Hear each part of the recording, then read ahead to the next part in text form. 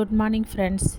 என்னுடைய பிரம்ம முகூர்த்த பூஜையோட 8வது நாள் நல்லபடியாக 4 மணிக்கு எழுந்து ரெடியாகி 4:30க்குள்ளே பூஜையை பண்ணிட்டேன்.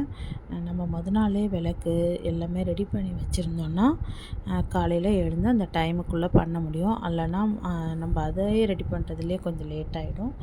அதெல்லாம் பிளான் பண்ணி பண்ணுங்கள். இந்த டைமில் நம்ம என்ன வேண்டுதல் வச்சாலும் அது கண்டிப்பாக நடக்கும். நம்மளோட வேண்டுதல் நேர்மையாக இருந்துச்சுன்னா அது கண்டிப்பாக நடக்கும். இப்போ ஒரு மனுஷன் எப்பொழுதுமே தாமரை பூ மாதிரி தான் இருக்கணும். ஏன்னா தாமரை பூ பார்த்திங்கன்னா உங்களுக்கே தெரியும், குளத்தில் அதிகமாக தண்ணி இருந்தால் அந்த தண்ணியோட ஹைட்டுக்கு அது வளரும், கம்மியாக இருந்தாலும் அது கீழே கம்மியாக இருக்கும். தாமரை தண்டு மூழ்காது. அதே போல் தான் மனுஷனும், காசு வந்தாலும் காசு இல்லைன்னாலும் ஒரே மாதிரி தான் இருக்கணும். காசு இருக்குன்னு சொல்லிட்டு சில பேர் மற்றவங்கள மதிக்க மாட்டாங்க, இது பண்ண மாட்டாங்க.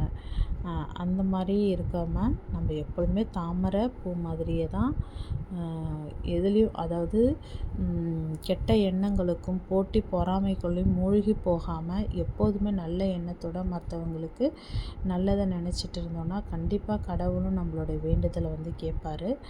உங்கள் வேண்டுதல் எல்லாமே நடக்கணும். அதே போல் என் வேண்டுதலும்